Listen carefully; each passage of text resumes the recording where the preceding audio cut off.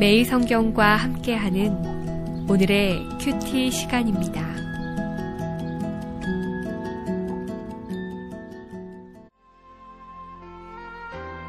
(4월 10일) 오늘의 말씀은 고린도후서 5장 11절에서 21절까지의 말씀입니다. 우리는 주의 두려우심을 알므로 사람들을 권면하거니와 우리가 하나님 앞에 알리어졌으니 또 너희의 양심에도 알리어지기를 바라노라. 우리가 다시 너희에게 자천하는 것이 아니요 오직 우리로 말미암아 자랑할 기회를 너희에게 주어 마음으로 하지 않고 외모로 자랑하는 자들에게 대답하게 하려 하는 것이라. 우리가 만일 미쳤어도 하나님을 위한 것이요 정신이 온전하여도 너희를 위한 것이니 그리스도의 사랑이 우리를 강권하시는도다. 우리가 생각하건대 한 사람이 모든 사람을 대신하여 죽었은즉 모든 사람이 죽은 것이라. 그가 모든 사람을 대신하여 죽으심은 살아있는 자들로 하여금 다시는 그들 자신을 위하여 살지 않고 오직 그들을 대신하여 죽었다가 다시 살아나신 이를 위하여 살게 하려 함이라. 그러므로 우리가 이제부터는 어떤 사람도 육신을 따라 알지 아니하노라. 비록 우리가 그리스도도 육신을 따라 알았으나 이제부터는 그같이 알지 아니하노라. 그런즉 누구든지 그리스도 안에 있으면 새로운 피조물이라. 이전 것은 지나갔으니 보라 새 것이 되었도다. 모든 것이 하나님께로서 났으며 그가 그리스도로 말미암아 우리를 자기와 화목하게 하시고 또 우리에게 화목하게 하는 직분을 주셨으니 곧 하나님께서 그리스도 안에 계시사 세상을 자기와 화목하게 하시며 그들의 죄를 그들에게 돌리지 아니하시고 화목하게 하는 말씀을 우리에게 부탁하셨느니라. 그러므로 우리가 그리스도를 대신하여 사신이 되어 하나님이 우리를 통하여 너희를 권면하시는 것 같이 그리스도를 대신하여 간청하노니 너희는 하나님과 화목하라. 하나님이 죄를 알지도 못하신 이를 우리를 대신하여 죄로 삼으신 것은 우리로 하여금 그 안에서 하나님의 의가 되게 하려 하심이라. 사랑하는 매일 성경 가족 여러분, 안녕하세요. 하나님의 사랑이 봄 햇살처럼 성도님들의 가슴을 따스하게 비춰주기를 소망합니다. 주님과 깊이 교제함으로 세상 사람들 속에서 피스메이커가 되어 평화를 선물하는 그런 귀한 자들이 되길 축복합니다. 바울은 자신이 고난 속에서도 복음을 전할 수 있었던 동인을 그리스도의 사랑에서 찾습니다. 14절 한번 보실까요? 그리스도의 사랑이 우리를 강권하시는도다. 그리스도의 사랑이 바울의 삶을 움직이는 동력입니다. 그렇다면 구체적으로 그리스도의 사랑이 무엇인가요? 14절 이하를 계속해서 보면 한 사람이 모든 사람을 대신하여 죽었은즉 모든 사람이 죽은 것이라.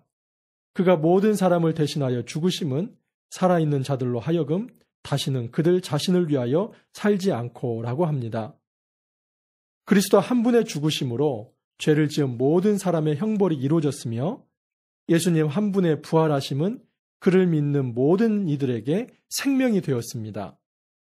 바울은 이러한 그리스도의 사랑을 한 몸에 받은 자로서 이제는 그 사랑이 자신을 추동하여 어떤 고난 속에서도 복음을 전할 수 있게 되었다고 자랑을 하는 것입니다.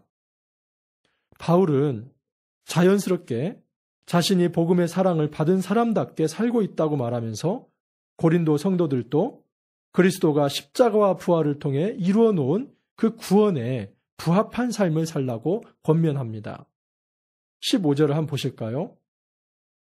그가 모든 사람을 대신하여 죽으심은 살아있는 자들로 하여금 다시는 그들 자신을 위하여 살지 않고 오직 그들을 대신하여 죽었다가 다시 살아나신 이를 위하여 살게 하려 함이라 라고 합니다. 만일 우리가 그리스도의 십자가와 부활에 연합되었다면 이제 우리 삶의 목표가 나의 영광을 드러내는 것이 아니라 우리를 살리신 그리스도와 하나님을 위해 살아야 합니다. 사랑하는 성도 여러분, 우리 삶의 목적과 이유가 어디에 있습니까? 일반적으로 사람들에게 가장 큰 욕구는 자기 성취 욕구입니다.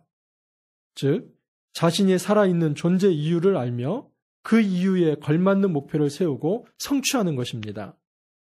물질주의 가치관을 가진 사람들은 돈이 삶의 전부이며 목표일 수 있고, 세속주의 세계관에 빠져 사는 사람은 육체의 즐거움과 안위를 삶의 최고 가치로 생각할 수 있습니다.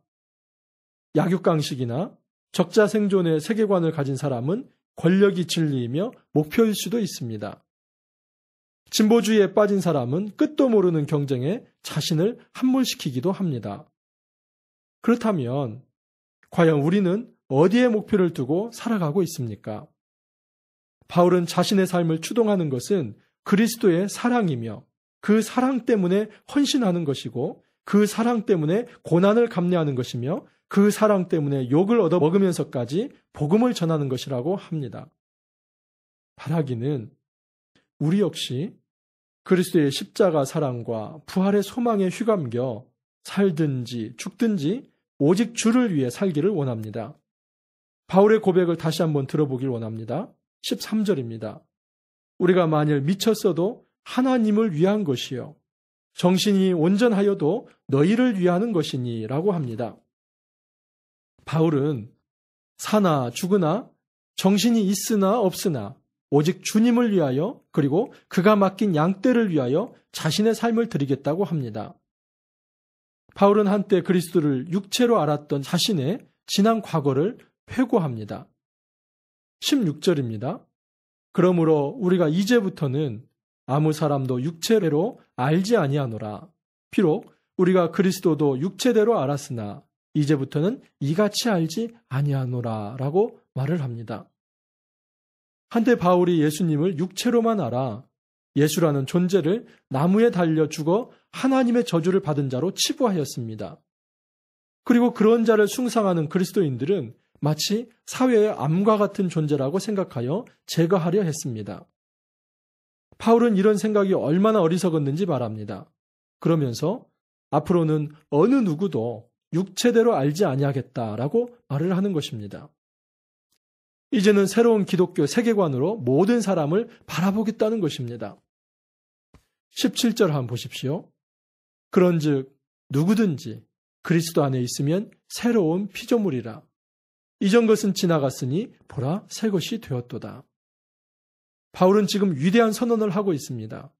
먼저 자신이 그리스도의 십자가를 통해 새로 태어났기에 이제는 새로운 방식으로 살아가겠다는 것이며 바울이 섬기는 모든 이들 역시 새로운 피조물답게 살아가라고 권면합니다. 도대체 새로운 피조물로 살아간다는 것이 무엇일까요? 그것은 하나님과 화목하는 것입니다. 18절 한번 보실까요? 모든 것이 하나님께로 났으며 그가 그리스도로 말미암아 우리를 자기와 화목하게 하시고 또 우리에게 화목하게 하는 직분을 주셨으니 20절입니다. 너희는 하나님과 화목하라. 새로운 피조물의 제1 임무는 주님과 화목의 관계를 누리는 것입니다. 사실 구원은 주님과의 관계에서 평화, 즉 샬롬을 회복하는 것입니다. 죄로 인해 하나님과 관계가 단절되었고 죄로 물든 모든 인간은 죽음을 맛봐야만 합니다. 그러나 그리스도가 그의 십자가를 통해 모든 사람의 죽음을 대신함으로써 그리스도는 이제 그의 몸으로 새롭고 산 길을 열어 하나님께 나아갈 수 있게 하였습니다. 새로운 피조물로 거듭난 사람은 하나님이 그리스도를 통해 이루신 샬롬을 맛보며 주님과 교제를 나누며 살아가는 존재입니다. 그러므로 매일 우리가 아침에 말씀으로 주님과 함께 교제하는 것은 바로 이 평화의 관계를 지속하는 것입니다.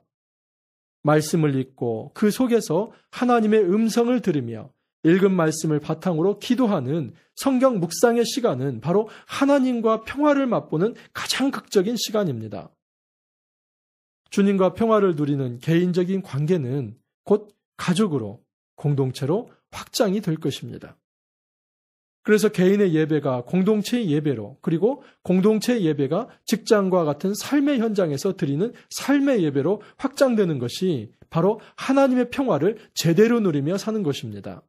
바울은 새로운 피조물로서 바로 이런 평화의 관계가 회복되길 바랍니다. 사랑하는 성도 여러분, 우리 삶에 그리스도의 사랑이 삶의 추동력이 되고 있습니까? 그로 인해 주님과 깊은 평화를 맛보고 있습니까?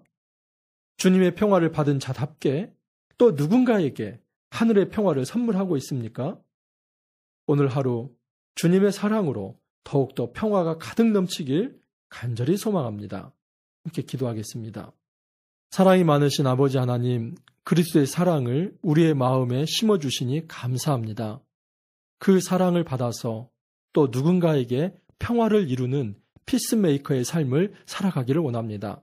오늘 하루 성령의 기름을 부어주셔서 주 안에서 거룩한 피스메이커의 삶을 살아갈 수 있도록 도와주옵소서. 감사하고 예수님 이름으로 기도하옵나이다.